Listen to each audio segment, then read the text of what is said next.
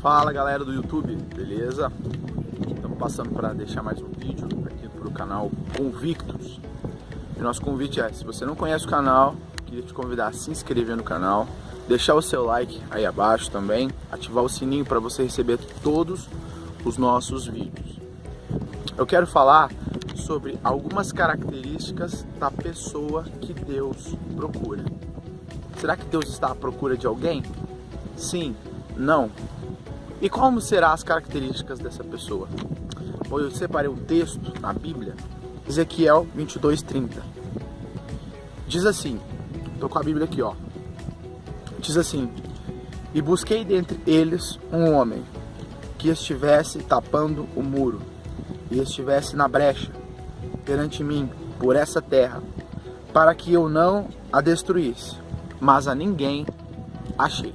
Vamos voltar lá nos 3 primeiros reis clássicos da nação de Israel. A gente vai estar falando de Saul, tá falando de Davi, Salomão. Beleza. Os 2 filhos de Salomão foram 2 reis que separaram a nação. Então a nação se dividiu em 2, províncias do norte, províncias do sul. E aí a Bíblia fala que os reis, eles começaram a se distanciar de Deus. Começaram a se distanciar da presença de Deus, das leis, de tudo. Até que chegou um ponto que Deus falou, essa nação para mim acabou. Porque eles só praticam a iniquidade. A Bíblia vai citando rei após rei. Este rei fez aquilo que era mal aos olhos do Senhor. Aquele rei fez aquilo que era mal aos olhos do Senhor. E aí lá na frente veio um rei chamado Josias, que ele reformou. Ele pensou consigo mesmo, falou, eu vou voltar a ser igual os meus avós, os meus antepassados eram Davi, Salomão, e vou restaurar. Então ele derrubou as imagens de escultura, restituiu o templo, ele fez o povo adorar a Deus, e ornamentou de volta o templo, ele implantou de volta as leis, ele restituiu o ministério levítico, que são os da tribo de Levi, o ministério sacerdótico, que são os descendentes de Arão. E aí é o seguinte, depois do rei Josias, Deus poupou a nação do império, do domínio de Babilônia. Porque logo mais Babilônia entraria na nação de Judá e acabaria com tudo e levaria o povo cativo. Depois do rei Josias veio o rei Joacás, filho, depois veio o rei Gedeque. Esses reis foram reis ruins. Enquanto Gedeque reinou, nasceu o profeta Ezequiel. Ezequiel estabeleceu seu ministério em Judá e no cativeiro babilônico, porque depois do rei Gedeque, Nabucodonosor entra com força em Judá e leva o povo preso, cativo, destrói o templo, destrói os muros, leva os ornamentos sagrados do templo para a Babilônia, profana o templo. Mas por que será? Se você for ler a situação de Judá no capítulo 22 de Ezequiel, lá vai falar coisas absurdas. Coisas que, tipo, os parâmetros morais ali já era. A sexualidade entre irmãos, entre filhos e pais, era uma coisa louca. E procurou entre o povo um. Bastava um que se colocasse na brecha perante o povo para Deus, que se colocasse à disposição no muro, que tivesse a vida reta, santa, dentre o povo, mas ele não achou ninguém. Eu ainda me lembro de Charles Spurgeon, que pregava essa mensagem na igreja dele. Deus precisa de um homem, Deus precisa de um que está na posição, porque ele quer usar, basta um se colocar na posição. E foi um rapaz lá na frente, falou, eu quero ser esse homem. O nome dele, Dwight Moody, foi o nome do baixinho, que foi lá na frente, aceitou a Jesus e falou, eu quero ser esse homem, o qual, antes de morrer, rapaz, ganhou mais de 1 milhão de almas para Cristo. Nós estamos na época de Copa do Mundo, lá na Rússia, 2018. A gente vê na época do jogo do Brasil, tudo para assistir o jogo. Imagina se 11 homens correndo atrás de uma bola. Não para o Brasil, uma igreja cheia de homens e de mulheres, cheios do Espírito Santo. O que não pode fazer? E aí eu separei algumas características para falar para você da pessoa que Deus procura. Vamos lá. Deus procura alguém arrependido como Isaías.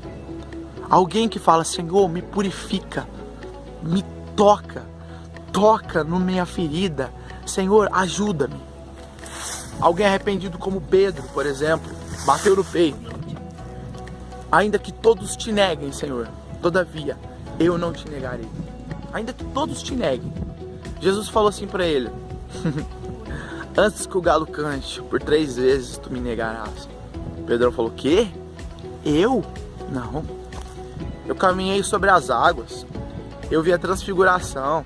Imagina, negar. Quando eles foram para o Jardim das Oliveiras orar, e aí veio os guardas, prendeu Jesus, e foi aquele vucu-vucu. Antes de Jesus ser levado para Pilatos, para Herodes, ele foi interrogado pelos fariseus do Sinédrio, e aí os discípulos, dispersaram. E aí alguém olha para Pedro e fala assim, você é um dos que estavam com o mestre. Pedro falou, eu? Você está doido? Pela segunda vez falaram para Pedro, você estava andando com ele. Pedro falou assim, eu não, imagina. E pela terceira vez, você estava com Jesus. Pedro falou, jamais. Jesus olha para Pedro, na hora que ele estava negando, na última vez, aquilo acaba com Pedro, arrasou Pedro, destruiu Pedro. E a Bíblia fala que Jesus é levado para Pilatos, para Herodes, depois volta, sai a condenação, Jesus é crucificado e após 3 dias ele ressuscita. Quando ele ressuscita, ele faz algumas aparições para Maria Madalena na porta do sepulcro, para os discípulos as portas fechadas em Jerusalém. E Jesus vai até o Mar Tiberiades, onde estão alguns discípulos ali, Pedro. E aí Pedro conhece que é Jesus. E aí eles sentam. E aí Jesus fala para Pedro, em uma dessas aparições que Jesus fez depois que ressuscitou, tu me amas? Aí ele fala assim, só que com o coração apertado. Aí ele disse, então apacenta as minhas ovelhas. Pela segunda vez, tu me amas? Ele disse, sim. Então apacenta as minhas ovelhas. Aí eles voltam a cumprir pela terceira vez. Tu me amas? Aí toca, né? Aí toca a ferida de Pedro. E por 3 vezes ele negou. Agora por 3 vezes Jesus pergunta, questiona, assim, eu te amo. Tu sabes de todas as coisas. Tu sabes que eu te amo. Pedro se arrependeu, sim ou não? Sim. Deus procura de pessoas que não está interessado em vencer o diálogo, que não está interessado em ficar sozinho, mas está com a razão. Não, pessoas que querem ser usadas por Ele, precisa se arrepender dos seus pecados. Deus também procura alguém sensível à voz dele, como Jeremias. O texto de Jeremias 18 diz assim, e veio a voz do Senhor a Jeremias dizendo, desce à casa do oleiro. E ele desceu à casa do oleiro. Quando ele chegou à casa do oleiro, ele viu o oleiro quebrando um vaso e fazendo de novo. E Deus fala para Jeremias, assim é que eu quero fazer com vocês, ó casa de Israel, quebrar e fazer de novo. Deus está à procura de pessoas que são sensíveis. Faz isso, a pessoa faz aquilo, a pessoa faz. Vai para lá, vou. É fácil? Não. Às vezes temos que abrir mão de confortos. Às vezes temos que abrir mão de estar perto de parentes que são nossos queridos. Às vezes temos que abrir mão de muitas coisas. Mas o que Deus está à procura é de pessoas que são sensíveis à voz dele. Sensíveis. E que estão dispostos a ser quebrados por ele. Porque Deus fala para Jeremias, eu quero fazer com você, assim como aquele olheiro está fazendo com o vaso, quebrando o vaso e fazendo de novo. Deus também está à procura de pessoas obedientes. Vou citar Abraão, por exemplo.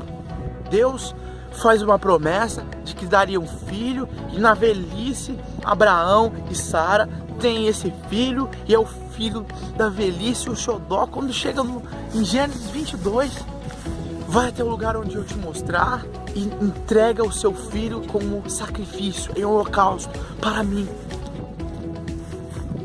Irmão, se fosse eu, o meu filho, o meu único filho, não tem jeito, não dá.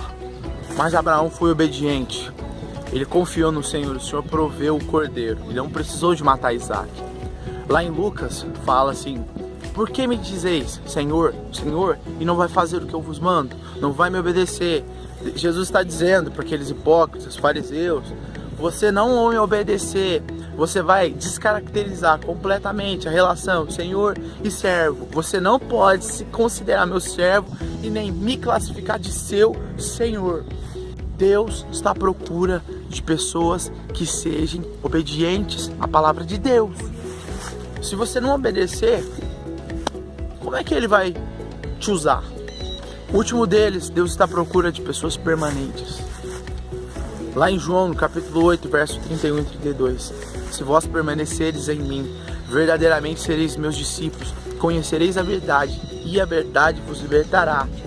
O que o texto diz para ser discípulo, e para conhecer a verdade, e para ser liberto pela verdade? Permanecer. Se vós permanecerdes em mim. Em João, no capítulo 15, no verso 7, ele diz: se vós permanecerdes em mim e as minhas palavras permanecerdes em vós, pedireis tudo que quiserdes ao Pai e ele vos conceda. Ser permanente, inclusive, é um dos 4 passos para ser salvo.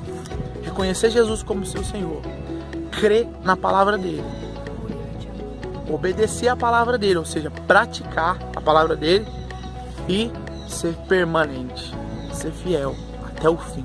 Talvez você quer pregar a palavra de Deus, você quer ser um cantor, você está com um trabalho, você está com uma obra social. Então, continua, seja permanente, insista nesse negócio. Somos a geração que começa um regime, tipo eu, e para. Começa a ler um livro e para. Você acha que você vai chegar em algum lugar se você não for permanente? Você acha que você vai chegar em algum lugar se você não for permanente? Deus disse para Ezequiel: eu não achei ninguém, porque se tivesse um, talvez eu pouparia a nação de Judá a ser destruída pelo Império Babilônico. E assim como Deus estava procurando um naqueles dias, Deus também procura um hoje. E que você possa ser este um. Porque se tiver um, ele já faz uma diferença lá na sua casa, lá no seu trabalho. Ele precisa de um que se entregue na presença dele sem reservas. Se você está disposto a ser alguém que Deus quer usar, então, por favor, seja arrependido como Isaías, seja disposto a ser quebrado nas mãos de Deus como Jeremias, seja arrependido como Pedro, seja obediente como Abraão, seja permanente como Jesus disse nos evangelhos, naquilo que você está fazendo, porque Deus precisa e conta com você. Se você gostou do vídeo, deixa o seu like, compartilha esse vídeo. Eu falei que o vídeo era grande. Valeu!